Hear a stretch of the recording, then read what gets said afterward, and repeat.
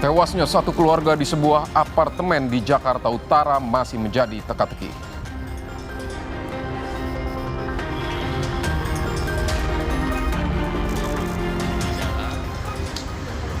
Pada saat saksi-saksi, satu orang saksi atas nama DF sedang melakukan tugas untuk berjaga di depan lobi, mendengar suara benturan yang keras langsung di depan lobi. Pada saat menoleh ternyata ada 4 mayat yang langsung tergeletak di depan lobi. Jadi harus hati-hati membedakan kenapa dia mati, mereka mati, atau faktor-faktor yang melatar belakangi mengapa mereka harus loncat dari lantai 22.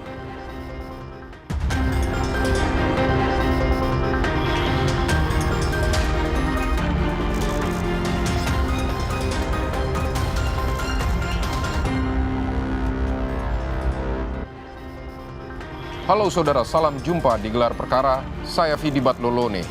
9 Maret lalu, satu keluarga terdiri atas pasangan suami istri dan 2 anak remaja mereka tewas terjatuh secara bersamaan dari sebuah rooftop, sebuah apartemen di Penjaringan, Jakarta Utara.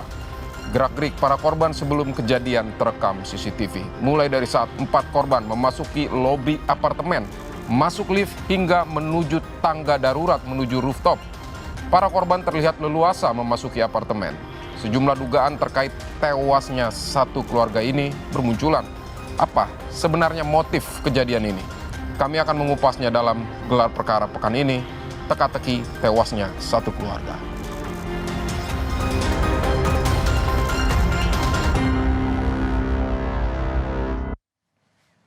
Baru-baru ini masyarakat digemparkan oleh kasus kematian satu keluarga akibat terjatuh dari lantai 22 apartemen Teluk Intan di Penjaringan, Jakarta Utara.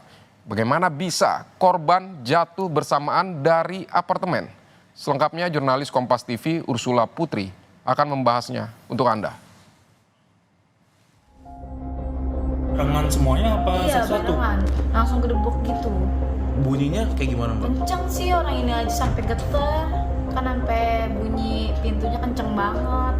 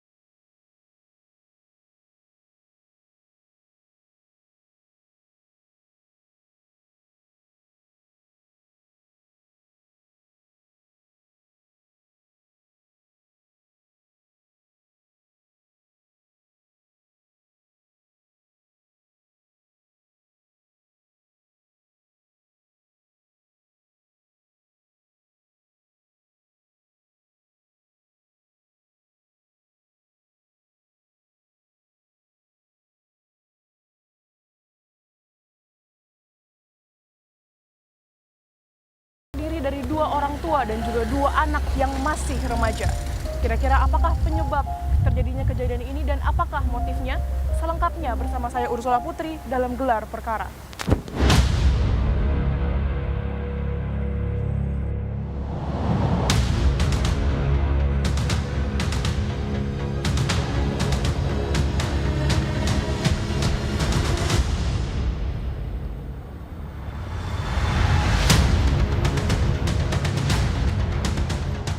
Baru-baru ini, penghuni salah satu apartemen di Penjaringan, Jakarta Utara dikejutkan oleh tewasnya satu keluarga. 4 korban ditemukan tak bernyawa di depan lobi akibat jatuh secara bersamaan dari lantai 22 di salah satu tower apartemen. Gerak-gerik para korban sebelum kejadian terekam CCTV. Kejadian diketahui pada hari Sabtu 9 Maret 2024 pukul 16.15. TKP-nya di parkiran depan lobi apartemen Teluk Intan, Tower Topas, Jalan Inspeksi Teluk Intan. RT 12 RW 13 Kelurahan Pejagalan, Penjaringan, Jakarta Utara.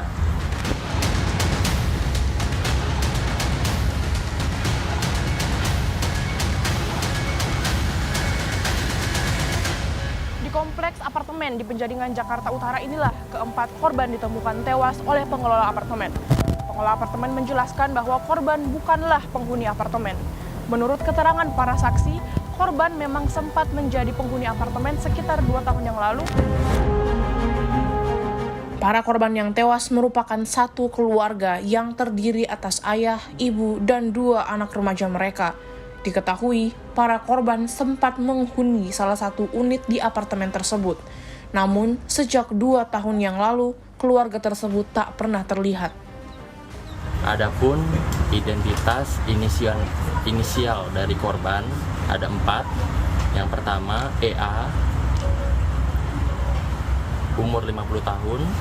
Yang kedua AEL, umur 52 tahun. Yang ketiga JWA, umurnya sampai sekarang belum diketahui karena identitasnya hanya menyebutkan nama saja.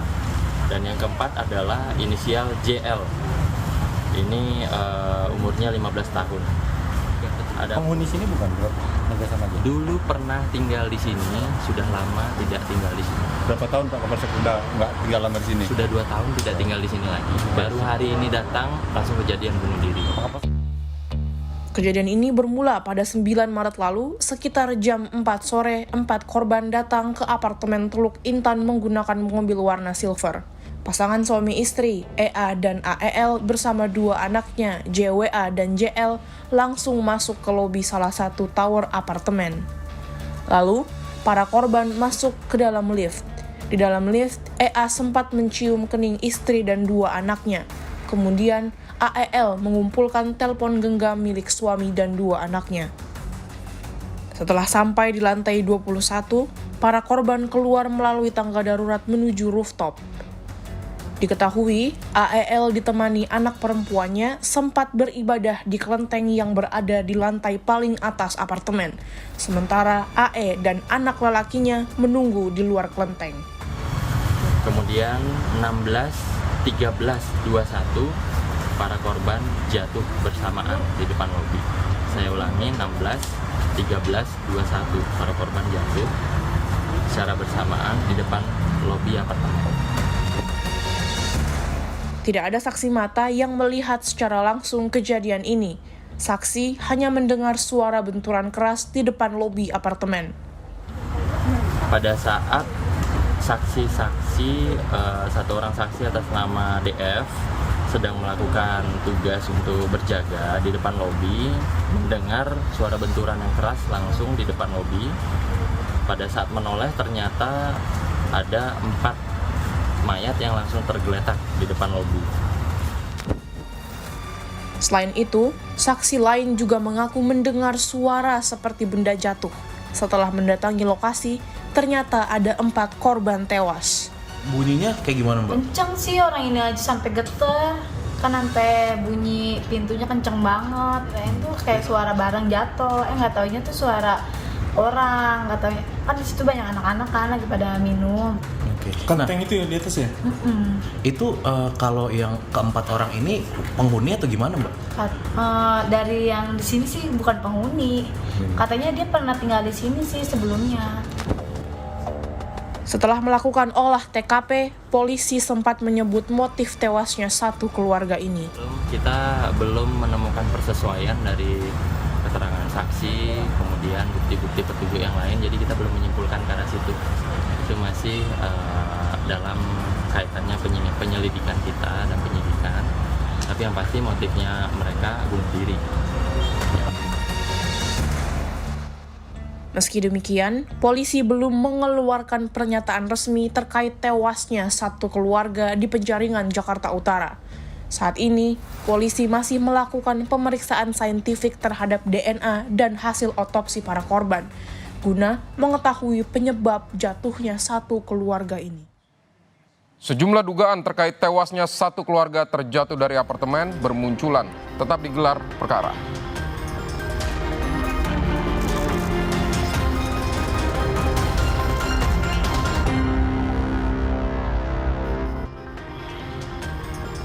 Anda kembali digelar perkara. Kasus tewasnya satu keluarga di sebuah apartemen di Penjaringan, Jakarta Utara masih menyisakan teka-teki.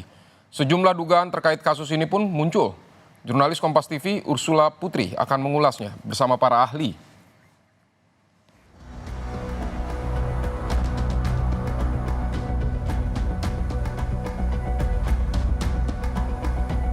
Otoritas terkait semestinya membingkai kasus ini juga sebagai kasus pidana. Anak-anak sebagai korbannya, sementara orang dewasa yang memaksa mereka untuk terjun, dan barangkali itu adalah kedua orang tua anak-anak itu juga, maka kepada kedua orang tersebut patut kiranya ditetapkan sebagai pelaku. Jadi ini bukan kasus bunuh diri semata, tapi kasus bunuh diri dan kasus pembunuhan.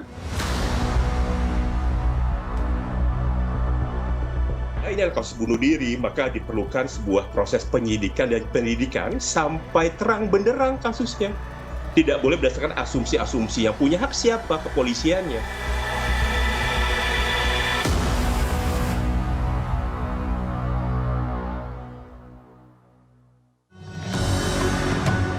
Beberapa waktu lalu, satu keluarga tewas akibat terjatuh dari lantai 22 apartemen Teluk Intan di Penjaringan telah dikremasi di rumah duka Grand Haven, Jakarta Utara. Pihak keluarga juga telah melarungkan abu jenazah para korban di Laut Ancol. Sepekan berlalu, kasus ini masih menyimpan sejumlah teka-teki, mulai dari penyebab jatuhnya korban hingga motif. Belakangan, muncul sejumlah dugaan terkait kejadian. Psikolog forensik Reza Indragiri menilai ada 2 kasus yang terjadi dari tewasnya keluarga ini. Tapi fakta pada kasus ini yang tidak bisa kita elakkan adalah ada 2 individu yang masih berusia kanak-kanak. Kita dengan demikian punya kepentingan untuk melindungi terutama kedua anak tersebut. Terlepas apakah anak-anak mau atau tidak mau, sadar atau tidak sadar, setuju atau tidak setuju, pokoknya anak-anak harus dianggap sebagai manusia yang tidak mau dan tidak setuju. Tidak boleh ditawar-tawar. Dengan kata lain, anak-anak secara otomatis dan secara universal diposisikan sebagai manusia yang tidak mau melakukan aksi bunuh diri dan sudah barang tentu tidak akan mau membangun sebuah kesepakatan dengan pihak lain untuk bunuh diri. Konsekuensi pemikiran semacam ini adalah alih-alih menyebut kasus ini sebagai kasus tunggal, yaitu kasus bunuh diri, justru saya melihat kedua anak tersebut adalah korban pembunuhan.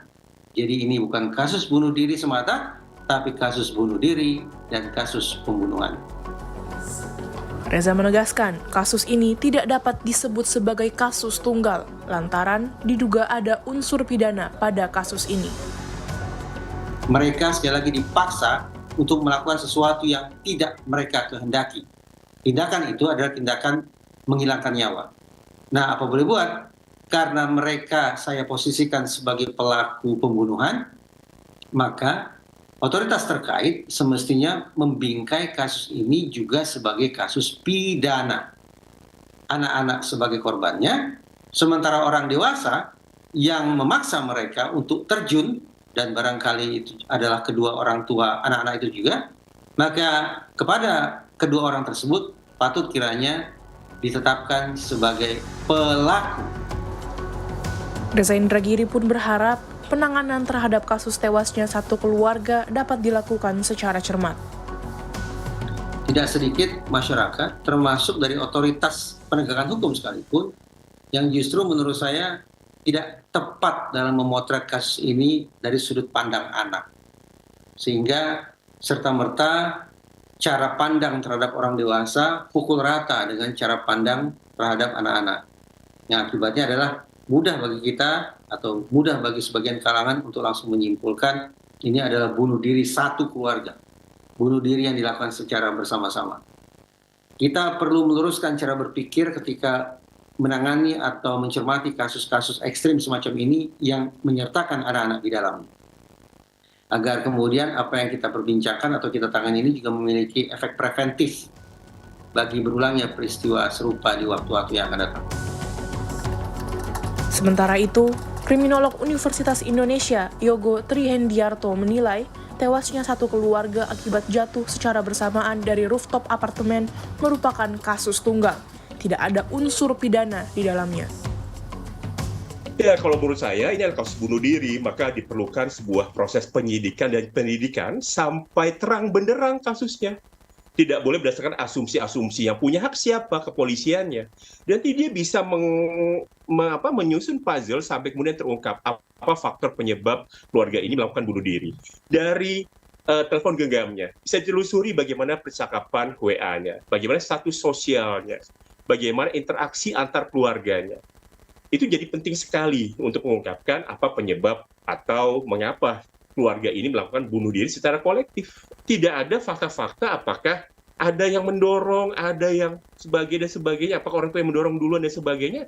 Kita nggak tahu, kita tidak punya rekaman secara lengkap. Polisi yang punya hak untuk menjelaskan hal tersebut.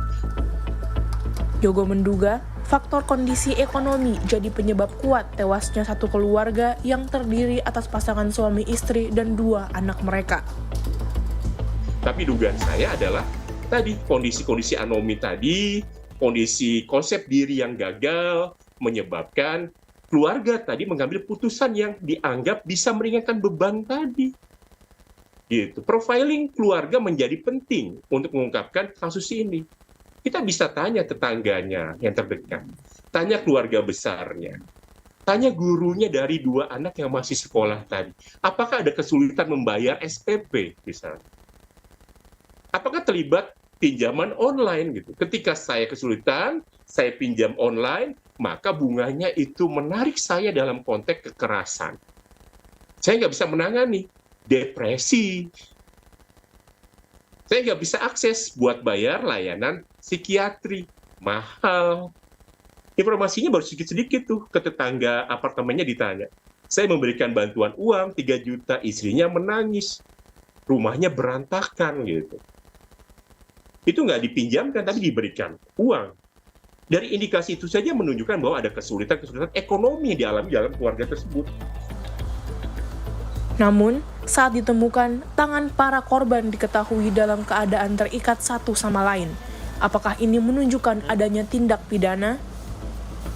Biar berani, misalkan, biar bersama-sama, ada ikatan bonding. Jadi alasan-alasan kenapa diikat itu simbol-simbol yang mereka lakukan. Supaya tidak terjadi penolakan. Kalau saya loncat, nanti ada yang tidak mau meloncat misalkan.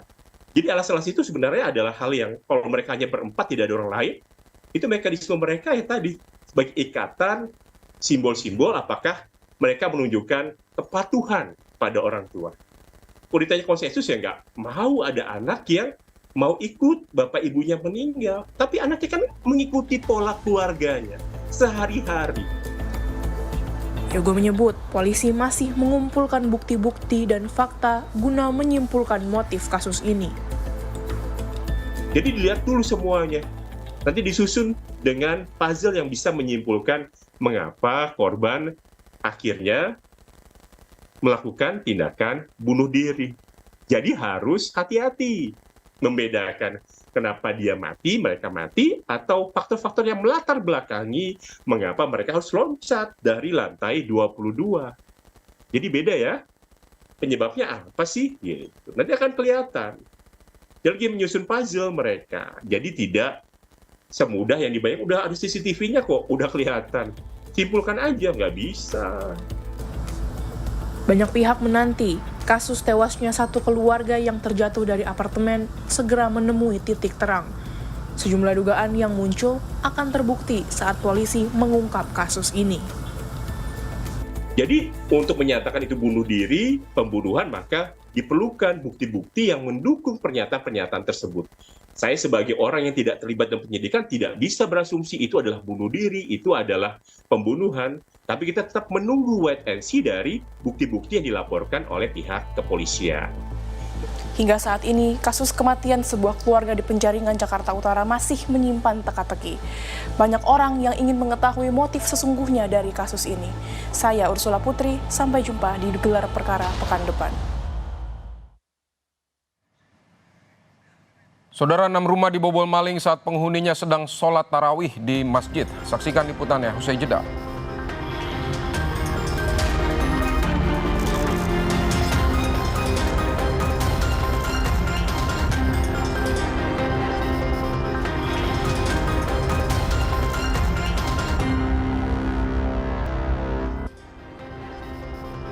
Terima kasih Anda masih di Gelar Perkara. Aksi heroik seorang takmir masjid saat melawan pencuri kotak amal di Ponorogo, Jawa Timur terekam kamera CCTV. Polisi pun berhasil menangkap pelaku yang telah beraksi sebanyak 4 kali. Haryono terus mengamati situasi sambil mencongkel sebuah kotak amal masjid di Ponorogo, Jawa Timur. Ia tak menyangka Nur Rosyid, sang takmir masjid, tiba-tiba menyerangnya dengan menggunakan kursi. Haryono pun berusaha kabur dengan motor yang ia gunakan. Sementara Nur Rosyid yang terseret akhirnya terjatuh dan terluka di bagian lengan kanan. Saya dengar motor masuk gitu. Terus saya itu waktu itu masih tengah sholat. Terus habis itu ada suara kretek gitu loh, kayak ada. Terus saya ngintip dari dalam. Saya ngintip itu kok ada orang kayak nyongkel gitu, terus saya langsung ke di situ ada kursi, terus saya ambil kursi gitu, saya serang gitu. Spontan ya? Iya, spontan aja pokoknya enggak. Meski sempat melarikan diri, namun polisi berhasil mengidentifikasi pelaku dan menangkapnya.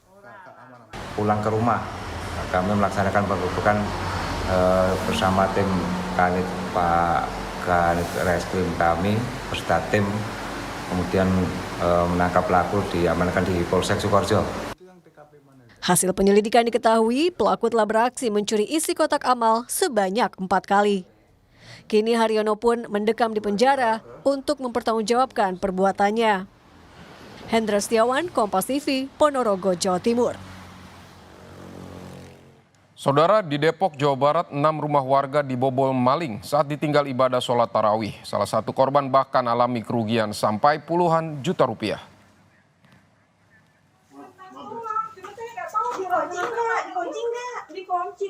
Tapi di depan situ kunci kan? Betapa terkejutnya warga Depok saat mendapati rumahnya dalam kondisi berantakan usai dibobol maling. Pencuri datang dan beraksi di rumah mereka saat para pemilik rumah tengah pergi ke masjid menunaikan sholat tarawih. Maling telah mengacak-acak seluruh isi kamar dan menggondol sejumlah perangkat elektronik seperti laptop, jam tangan, hingga uang tunai. Anehnya aksi pencurian pada hari itu tak hanya terjadi di satu rumah saja. Tak tanggung-tanggung, maling menyatroni 6 rumah sekaligus. Setelah kami melaksanakan sholat isya dan tarawih, pulang dari tempat tugas, yaitu di musola, kurang lebih pukul 21.15. Kurang lebih saya mendapati rumah kami ini, pagar depan sudah terbuka dengan gembok hilang dan slotnya itu udah copot. Itu yang raib, uangnya itu udah hilang sore itu. Kemudian saya melihat juga, saya tanya istri saya, laptop gimana? Ternyata laptop kami, laptop saya dan istri saya, Lenovo, dua-duanya sudah hilang, nggak ada, beserta tas dan casnya semua situ. Kemudian saya cek lagi, coba di kamar kakak, ternyata notebooknya hilang juga. Para korban menyayangkan kurangnya pengawasan lingkungan sehingga maling bebas beraksi. Apalagi tidak ada CCTV terpasang di sekitar rumah warga. Warga sudah melaporkan peristiwa ini ke pengurus lingkungan untuk diusut. Korban juga berencana melaporkan kejadian ini ke polisi. Hidayatul Mulyadi, Kompas TV, Depok, Jawa Barat. Perkara berikutnya, saudara, keluarga pasien yang diduga menjadi korban malpraktik di Bangkalan, Jawa Timur melaporkan ke polisi atas peristiwa tertinggalnya bagian tubuh bayi di dalam rahim. Polisi pun sudah menerima laporan itu dan menyelidiki kasus ini. Paman dari Mukaromah menunjukkan surat laporan polisi yang mereka buat di Polres Bangkalan, Jawa Timur. Pihak keluarga melaporkan tim medis Puskesmas Kedundung yang diduga melakukan malapraktik. 4 Maret lalu, Mukaromah melakukan proses persalinan, namun bagian tubuh bayinya sempat tertinggal di rahim. Hingga ia terpaksa dirujuk dan menjalani operasi di rumah sakit swasta di Bangkalan. Seharusnya kalau sudah ketahuan bayinya susah, itu kan tidak boleh. Apalagi susah, sulit dikit pun kan tidak boleh itu. Harus dirujuk. Ya karena ulah bidan seperti itulah, keluarga saya sangat dirugikan. Sementara itu pihak kepolisian mengaku telah menerima laporan dan tengah menindaklanjuti kasus ini. Sampai saat ini sudah memeriksa 3 saksi. Dari pelapor, dari bidan di bawah Puskesmas Kedundung Modung atas nama inisial L, dan satu lagi bidan atas nama AM. Nah, setelah itu kami juga berkoordinasi dengan pihak rumah sakit RSIA Glamor Husada yang ada di Kecamatan Kamal, yang juga pada saat itu yang melaksanakan operasi sesar. Kepala Dinas Kesehatan Kabupaten Bangkalan, Jawa Timur sempat menjelaskan bahwa proses persalinan Ibu Mukaromah sudah sesuai prosedur. Menurutnya, bayi sudah meninggal 7 hingga 10 hari sebelum persalinan. Hal inilah yang membuat bagian tubuh bayi tertinggal, apalagi posisinya sungsang. Didin Muhyiddin, Kompas TV, Sampang, Jawa Timur. Seorang paman ditangkap polisi karena mencabuli 5 keponakan yang masih di bawah umur. Aksi bejat pelaku dilakukan saat kelima korban sedang menginap di rumah sang nenek.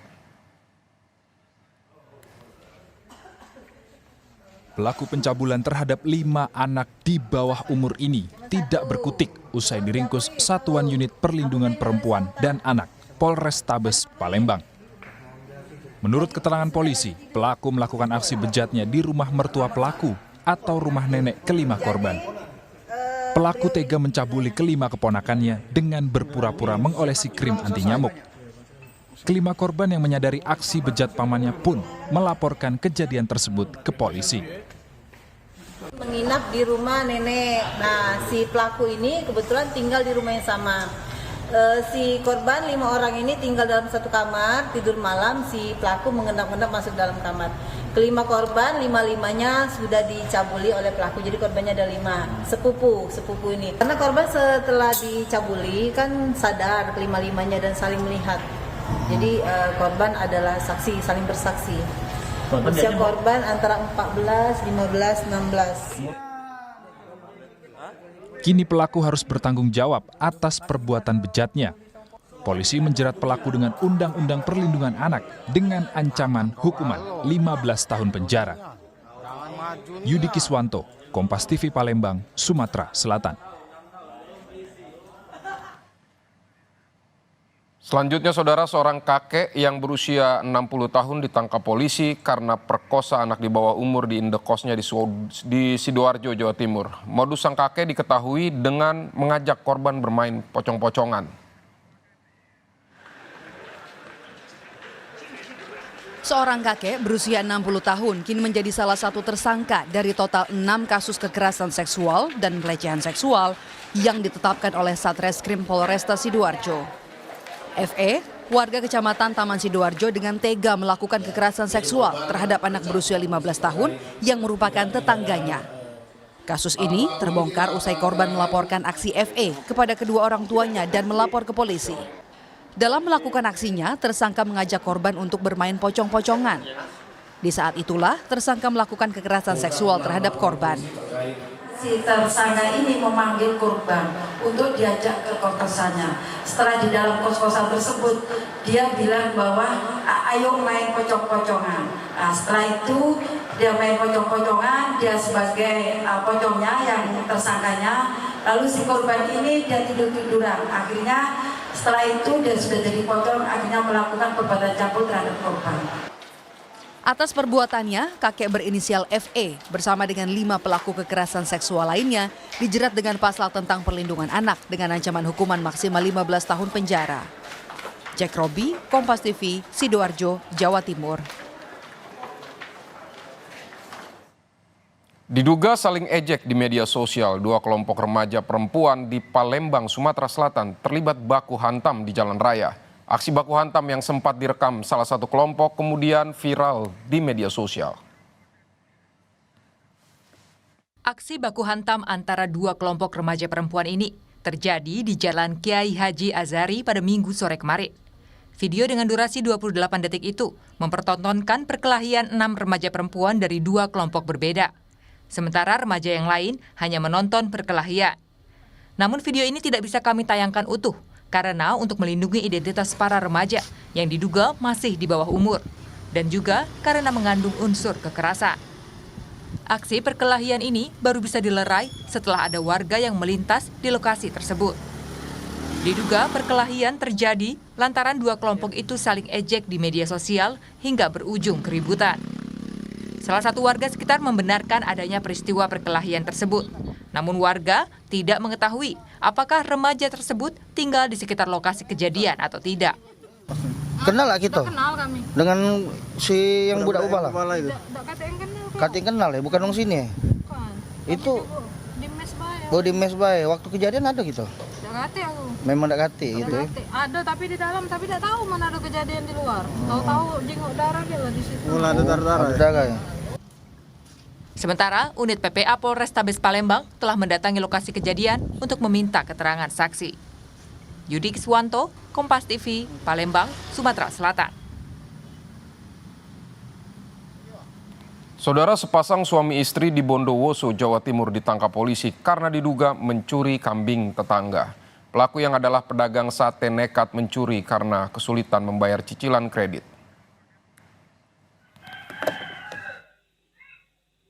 Sepasang suami istri diduga mencuri 2 ekor kambing di Kabupaten Bondowoso, Jawa Timur. Dari rekaman CCTV, mereka kabur memakai mobil berwarna kuning.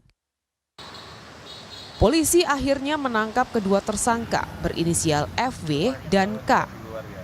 Pelaku ternyata adalah tetangga korban. Sabtu pagi pelaku tak sengaja melihat 2 kambing tanpa dijaga di samping halaman rumah korban. Pelaku nekat menggondol kambing korban ke dalam mobil karena kesulitan membayar cicilan kredit. Dari bukti-bukti yang kuat, akhirnya kita usaha dari barang bukti mana yang dicuri adalah kambing itu akhirnya bisa ditemukan melalui penyelidikan kita. Pelakunya Pak Sutri nih ya? Pak Sutri, pelakunya Pak Sutri yang mana punya kegiatan sehari-harinya udah swastanya itu pedagang sapi. Akibat perbuatannya, pelaku terancam hukuman 7 tahun penjara terkait pencurian. Hernawan Mustika, Kompas TV, Bondowoso, Jawa Timur. Informasi selanjutnya, aksi pemalakan dilakukan seorang pria bertopeng viral di media sosial. Dalam rekaman CCTV, pelaku memaksa pegawai toko es krim menyerahkan sejumlah uang. Ini kak, anak buayan kak, duit kak. Oh, topeng Spiderman ya kak. Aksi seorang pria bertopeng melakukan pemalakan di toko es krim Palembang, Sumatera Selatan terekam kamera CCTV. Dalam video tersebut, pelaku tanpa ragu menemui korban dan memaksa pegawai toko es krim menyerahkan uang Rp10.000. Awalnya korban sempat menolak dan hanya memberikan Rp2.000. Tapi pelaku marah dan mengancam akan membuat onar jika korban tidak menyerahkan uang Rp10.000.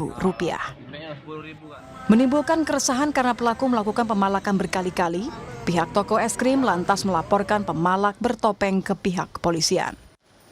Aksi premanisme atau pemerasan termasuk pungli lah. Karena kejadian ini sudah berapa kali terjadi di toko kami. Itu siapa yang dipintainya pungli itu? Karyawan, jukir, juru parkir kami dipintai duit sudah berapa kali. Ada pengancaman? Ada Pak, kalau tidak dikasih akan bikin resah. Inilah pelakunya. Ayo jalan. Dan dalam kurun waktu 24 jam, pelaku pemalakan akhirnya berhasil ditangkap polisi. Motifnya ya pengen punya uang, karena memerasnya pengen punya uang. Motifnya karena pengen memiliki uang, mungkin kebutuhannya, modus operandinya lah ya dengan cara melakukan pengancaman. Selain pelaku, polisi juga mengamankan sejumlah barang bukti seperti pakaian hingga senjata tajam. Yudi Kiswanto, Kompas TV, Palembang. Saudara, sempat rekam kamera saat tengah mencuri motor, 2 pelaku malah mengembalikan motor curiannya ke tempat semula. Mereka menggunakan mobil jasa pengiriman barang untuk mengembalikan motor curian.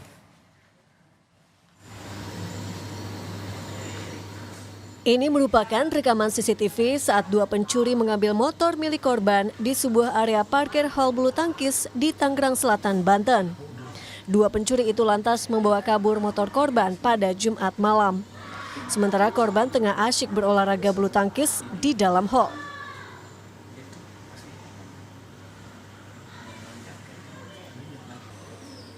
Namun entah apa yang terlintas di pikiran kedua pencuri motor itu, tiba-tiba mereka mengembalikan motor curian ke tempat semula. Para pencuri itu menggunakan mobil jasa pengiriman dan tak menunjukkan diri lagi di TKP. Pengelola hal bulu tangkis itu pun membenarkan bahwa para pencuri telah mengembalikan motor dan melaporkannya kepada korban. Ya karena emang pas dilihat di CCTV sama yang itu benar-benar motornya gitu. Sampai kita ngubungin yang punya pemiliknya, datang ke sini jam 8 pagi, diperiksa segala macamnya. Emang benar itu motor yang diambil, yang dicuri. Korban yang merasa sepeda motornya telah dikembalikan memutuskan untuk tidak melapor ke polisi. Meski begitu, polisi tetap mendatangi lokasi kejadian dan melakukan pemeriksaan. Eka Marlupi, Kompas TV, Tangerang, Banten. Maraknya aksi tawuran antar kelompok remaja kian meresahkan. Tidak hanya di Jakarta, namun aksi tawuran antar remaja juga telah merebak ke daerah lain. Kami akan kembali dengan informasinya sesaat lagi. Tetap di Gelar Perkara.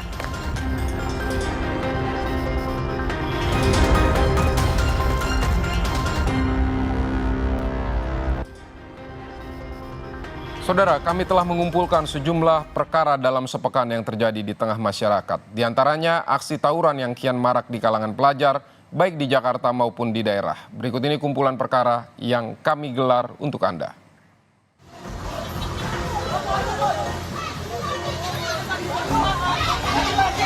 Keributan terjadi antara petugas keamanan dengan pengendara roda 2 di Jalan Satrio, Setiabudi, Jakarta Selatan. Peristiwa dipicu karena pengendara yang nekat melawan arah tak terima ditegur oleh petugas keamanan yang sedang mengatur lalu lintas.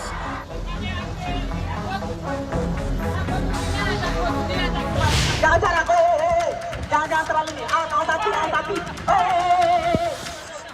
Kericuan ini terjadi antara sejumlah pengunjuk rasa atas sengketa lahan dengan petugas kepolisian yang hendak memadamkan api dari ban bekas yang dibakar pengunjuk rasa. Mundur.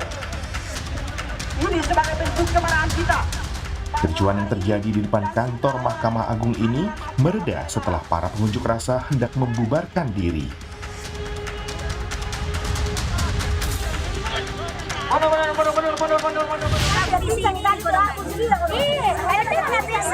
Dua remaja ini menjadi korban pengeroyokan oleh kawanan remaja lainnya saat keduanya berada di alun-alun lapangan Syekh Yusuf, Goa, Sulawesi Selatan. Walau kedua korban sempat ditolong oleh warga setempat, namun kondisi fisiknya penuh dengan luka bekas pemukulan. Mengetahui hal ini, aparat pun bergerak melakukan penyelidikan hingga berhasil meringkus 4 orang remaja terduga pelaku pengeroyokan.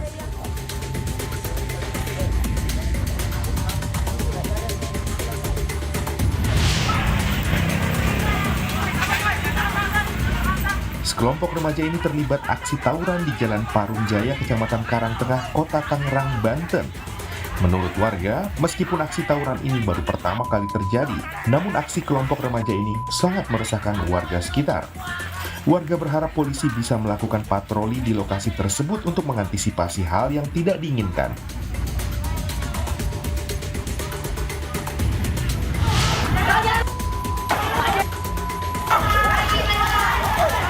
Aksi tawuran dilakukan oleh 2 kelompok pemuda di Kabupaten Bekasi, Jawa Barat saat menjelang sahur.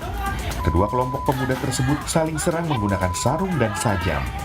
Belum diketahui penyebab aksi tawuran tersebut, namun kerapnya tawuran ini terjadi membuat warga di sekitar lokasi menjadi resah.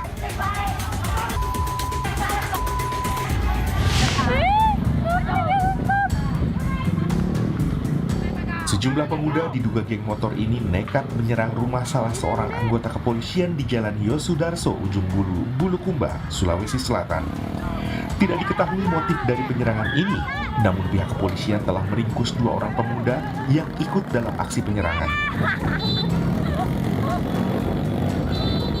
Tugas kepolisian berencana akan meringkus seluruh pelaku yang melakukan penyerangan rumah anggota kepolisian.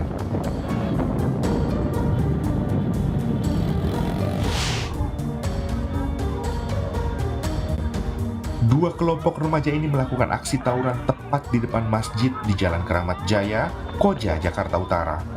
Keduanya saling serang dengan menggunakan batu. Satu orang pelaku bahkan sempat menjadi bulan-bulanan oleh kelompok remaja yang lain.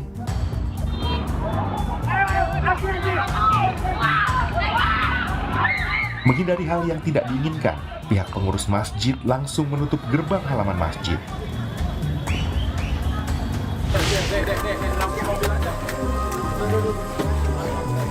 Akibat meresahkan warga, 11 pelajar ini diamankan warga Kelurahan Ciseruh, Purwakarta karena kerap melakukan tawuran.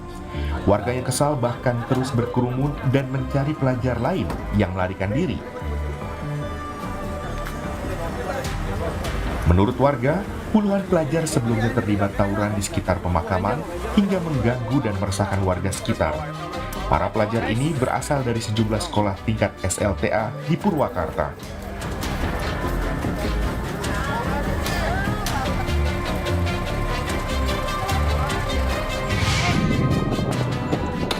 Saudara, demikianlah kami akhiri gelar perkara hari ini. Sampai jumpa pada gelar perkara pekan depan. Jangan lupa kami akan terus menggelar perkara setiap pekannya dengan lengkap dan mendalam hanya di Kompas TV, independen terpercaya.